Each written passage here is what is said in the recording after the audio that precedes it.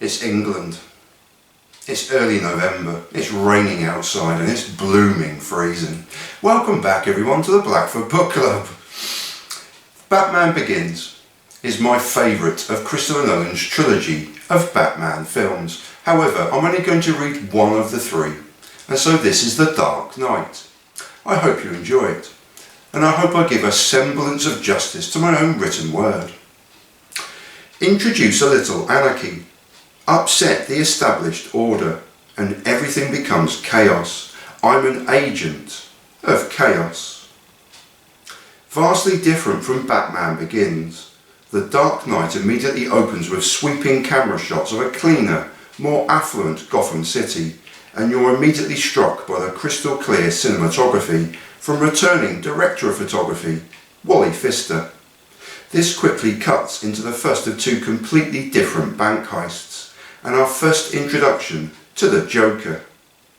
Batman meanwhile is now seen as a vigilante by Gotham police and now has many copycats for company, but continues to keep the streets of Gotham safe with added gags and wisecracks. Whereas the first film is slow and meaningful exposition, The Dark Knight immediately sets the scene for the ultimate duel for Gotham City and Batman versus the Joker. Written again by the Nolan brothers and ably assisted by David S. Goyer, story, and Bob Kane, characters. Regular collaborators also return as they feature in all three trilogy films and all assist Christopher Nolan again to produce a masterful film. Wally Pfister produces a crystal clear and defined picture throughout, lighting the set and production designs of Nathan Crowley brilliantly. Lee Smith returns as editor, and James Newton Howard and Hans Zimmer again produce a wonderful musical score that beats and hums along as a perfect accompaniment to the film. Nominated for 8 Oscars, this wonderful film should have won more in far more categories than the 2 it did, for Best Sound Editing and of course for Best Supporting Actor for Heath Ledger's astonishing portrayal of the Joker. The Joker, Heath Ledger. Whilst a Batman film, Heath Ledger's performance is so astonishing as to steal the film completely in much the same way as Jack Nicholson did so brilliantly in Tim Burton's 1989 Batman. Both times the Batman characterisations are excellent, both here from a returning and brilliant again Christian Bale, and Michael Keaton's underrated portrayal in 1989. Here though is Ledger's stage and his take on a favourite character of many people's youth, but twisted and adapted for the 21st century. His psychopathy is balanced unevenly with his regular turns of phrase and cutting gags which are interspersed with brutal violence and a complete detachment from the situation.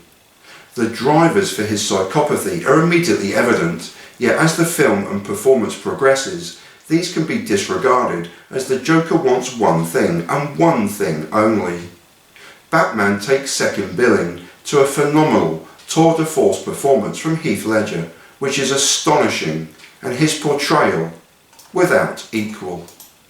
Every head tilt, his languid style, poise and presence is perfection, and his use of the screenplay and his particular cryptic language is superb. Every scene that Ledger is in, though less than you would imagine if you haven't seen this film, you are drawn to his performance, and every second he is on screen, he's mesmerising. A real loss to film and a loss to life itself. This is both the Joker's finest moment and Heath Ledger's cinematic legacy. Rest in peace, Mr. Heath Ledger.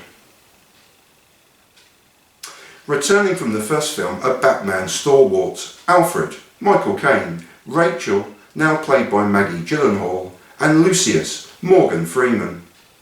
Also returning as the now Commissioner Gordon is Gary Oldman.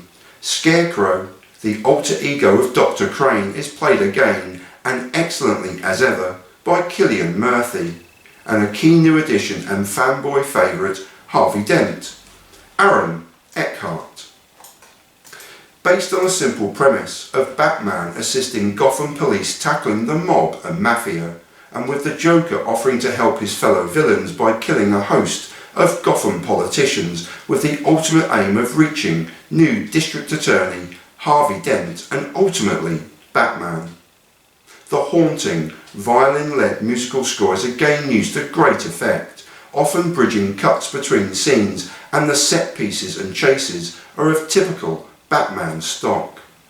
There are many excellent set pieces, as you'd expect in a Batman film, which lead to the ultimate standoff between two Gotham fairies as the film reaches an epic, climactic finale. And that was The Dark Knight, directed by Christopher Nolan. And I live in peace and in solidarity. And I thank you so much for watching. Please be careful out there, everyone. And I hope the world is spinning and turning in your favour, in your corner of the world. Thanks for watching, everyone.